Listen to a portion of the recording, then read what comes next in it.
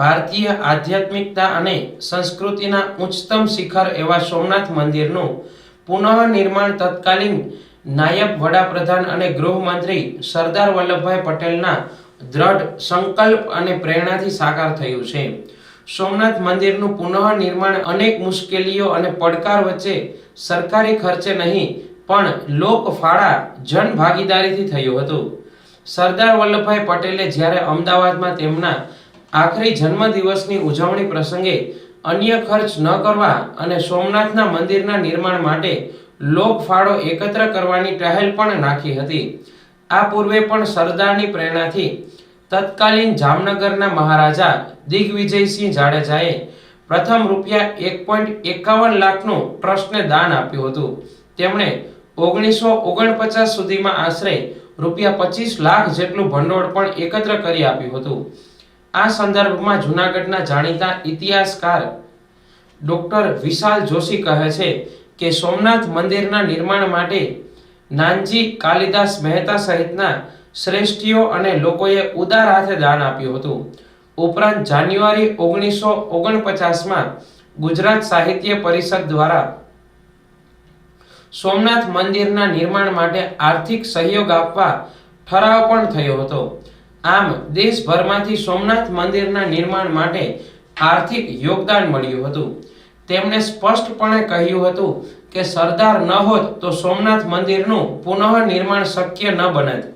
આ સંદર્ભમાં તેમણે જણાવ્યું હતું કે સોમનાથ મંદિરના નિર્માણ માટે અનેક મુશ્કેલીઓ અને પડકારો આવ્યા હતા. તત્કાલીન સરકારનો પણ સોમનાથ મંદિરના પુનઃનિર્માણ માટે સહકાર મળ્યો ન હતો, પણ મજબૂત સંકલ્પને લીધે મંદિરનું નિર્માણ થયું હતું. ડોક્ટર વિશાલ જોશી કહે છે કે સોમનાથ મંદિરના વૈભવ પર અનેકો વખત વિદેશી આક્રમતાઓએ કરડી નજર કરી હતી, પરંતુ આધ્યાત્મિક અને સાંસ્કૃતિક ચેતનારૂપ સોમનાથને બચાવવા માટે સેંકડો લોકોએ બલિદાન આપ્યા છે. સોમનાથ મંદિર પર ગજનવીએ ચડાઈ કરી હતી ત્યારે પણ જ્ઞાતિ જાતિના ભેદભાવ વગર સ્થાનિક રાજવંશો અને લોકો બહાદુરીથી લડ્યા હતા. આશરે 1.50 લાખ સૈન્ય સાથે આવેલો ગજનવી આશરે 5000ના લશ્કર સાથે પરત ગયો હતો. અહીંથી લૂંટ કર્યા બાદ ગજનવીને શાંતિ ન મળી હતી અને આંતરકલહથી ઘેરાયો હતો. તેઓ એમ પણ કહે છે કે આ ભૂમિ અને લોકોની તાસીર જુદી છે, હંમેશા પડકારોને બહાદુરીપૂર્વક ઝીલ્યા છે. એટલે જ અનેક પડકારો વચ્ચે ભારતીય સંસ્કૃતિના સર્વોચ્ચ શિખરરૂપ સોમનાથ તીર્થ આજે પણ આત્મગૌરવ સાથે અડગતાથી ઊભું છે.